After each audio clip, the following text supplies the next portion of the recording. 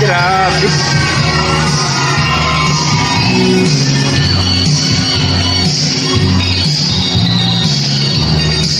Napakalupit na bata mga idol at talaga namang masasabi mong halimaw sa halimaw. Ang galing. Imagine mo, 80s itong kantang to. I think 80s. Ang daming nagbigay ng pera.